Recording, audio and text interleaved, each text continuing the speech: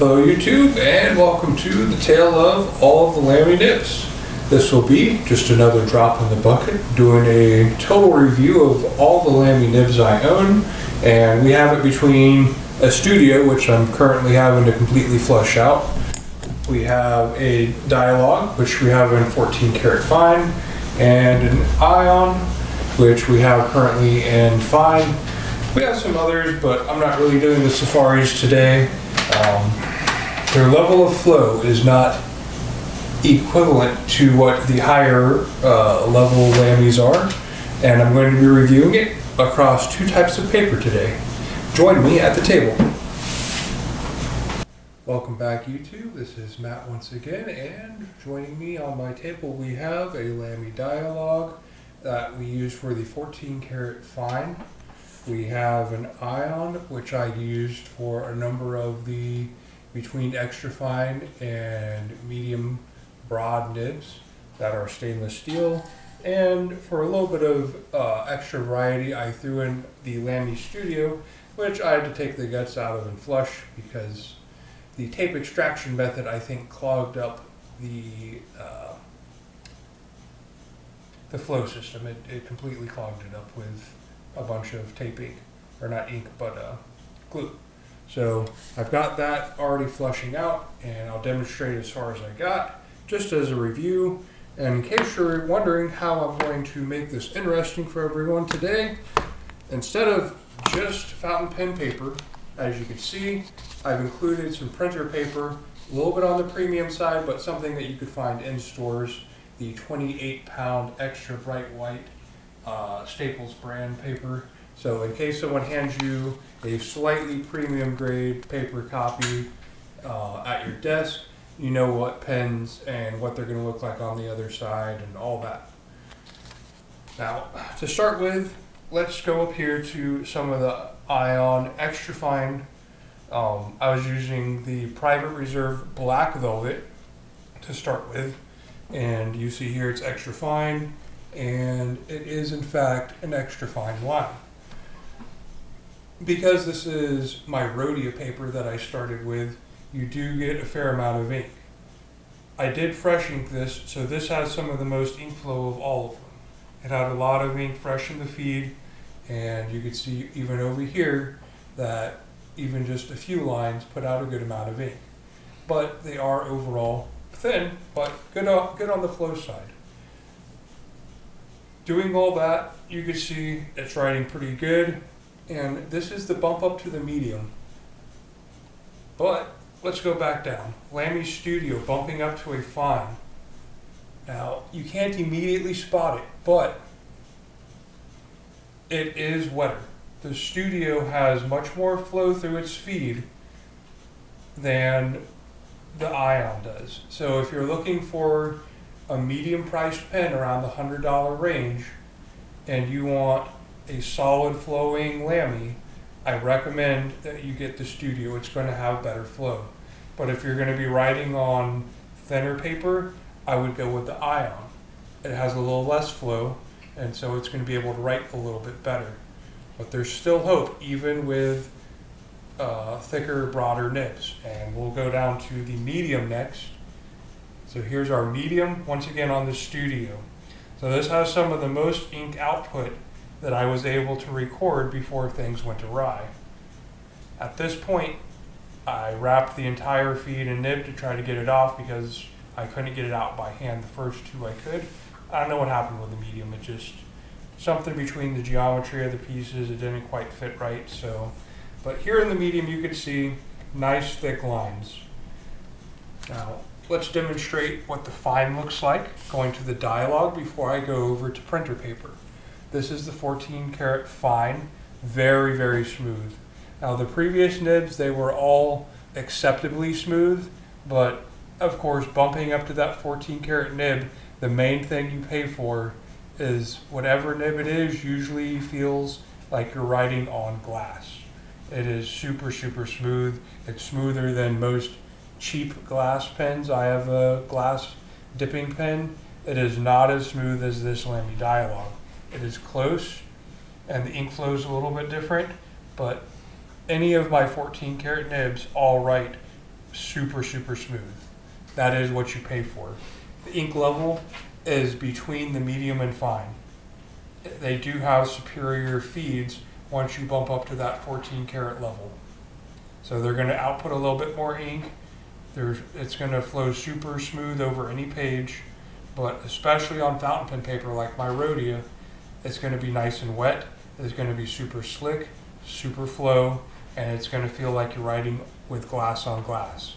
Amazing.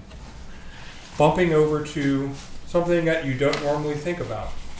So this is all these things once again, but now we've gone to printer paper. So this is 28 pound paper, not quite the 20. Even a steeper bump up from, like a spiral bound, but this represents something that you probably find in an office. So up here, you're going to see the Aion Extra Fine, again, black velvet ink. And you can see with Extra Fine, things don't go too far awry. This is where I said, writing with an Extra Fine on an Aion, the little bit drier pen, you could get away with it on a normal daily basis and be just fine. Bumping up to that Studio really bumped it out there.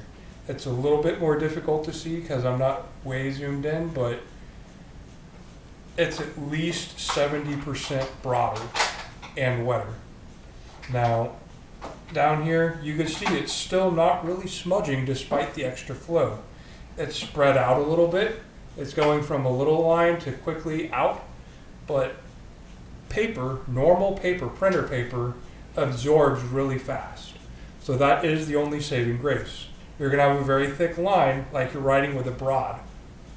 But that's upgrading to the Studio. I think if you stayed with the Aion, you could probably still do a similar level fine that you're used to. Now, here's the medium. I'm not sure if that medium level was truly there or not. There it is. Now I got it in. So the medium, I think at this point the flow had been compromised. I tried to put it back on, but it was sticky. The feed was sticky. So I have it on there just to show you what I got. It was writing at the moment, but I don't feel like it was a fair comparison. It's about the same as the fine, so I didn't feel like it was really that comparable. Especially the broad. So the broad, once again, definitely had some flow issues. It should not have written anywhere near like a dry medium, and it did. So I'm going to redo the broad and the medium once I get everything back in working order. What I will show you is the Lamy Dialog 14K fine. It is a little bit thick on the flow. The lines are about maybe 30% thicker. They're not twice like you saw going to that Studio fine, which was really flowy. But the Lamy Dialog, I am writing with ancient copper, so it's a little bit different ink than that black velvet. It tends to write wet, but here on this paper, this 28 pound paper, the Staples Ultra Bright 28 pound, is very absorbative. It's not meant to show you a lot of color variation or anything. It's meant to give you a flat print from an inkjet printer. And so every ink absorbs as fast as it possibly can. Now with that said, you'd think maybe it will ghost a little bit. So here's what it looks like on the flip side. Okay, yep. You have a little bit maybe right here where it's a little bit darker, a few little points. We have some here. But none of this would go through to another page. So while you do have ghosting, I wouldn't say that you could write on both sides crystal clear, but you can write single-sided with a fountain pen. And even down here where there would be the dialogue, you're still not really seeing anything but slight ghosting. And so I would say if someone were to give you a 28 pound, even 20 pound probably page out of a printer, you can write on that printout. I do recommend sticking with a fine or extra fine nibs. Don't bump up to a medium. Okay, nothing crazy, but it is possible. And that just goes to show you that between the two, This is going to come out really dry. These pages are meant to absorb. Fountain pen paper is meant to hold the ink on top a little bit longer to give you color variation. And so it's deceitful. It's going to seem wetter and like it could never possibly make it to a normal page when you're writing on fountain pen grade paper. But over here on the printer grade paper, its saving grace is that everything comes out flat once it spreads out. Yep, it goes, but it's not going to bleed through to other pages. So as long as you're good with single-sided writing, you can write probably, I'm going to say, with up to a medium nib and still be happy. And especially if you have that 14K fine on one of your better Lamys, definitely you could write with it. Again, still single-sided, because it's still going to be ghosting a little bit, but will not bleed through from page to page. So overall, what's my advisement? Write with what makes you happy. Do what makes you happy. Be aware of what you can do. Writing on fountain pen paper like my Rhodia here, colors really come out. Colors come alive. It's a little bit more expensive, but if someone hands you a printout in an office, don't be afraid to take out your Lamy. Don't be afraid to take out an extra fine or fine. Extra fines and fines with these Lamy nibs, these are what your results might look like right here. And just some comparison, you could see the fine to the medium. It's a little bit broader. It's harder to see right there, but if I bring it up, you could probably spot the difference a little bit clearer. There we go. So you can really spot it there. The fine from the extra fine is a big bump up, but that's also an entirely different pen. So keep those things in mind. The Studio is a much more flowing pen versus the Aion. So it just depends on what you're looking for. The medium and broad, I wouldn't look at necessarily today. I'll do another review on them another day, also on printed paper, and also back in my Rhodia. Here's what that looks like lastly, right there on the printed page, and here's back on the Rhodia. So overall, I would say do what makes you happy. You could probably use it wherever you are, whatever paper. Just be aware, if you have a broad and it's super flowy, yep, it's going to bleed through. But if you have a fine or an extra fine, a lot of pens are probably going to make it. See you on the flip side, guys. Thank you.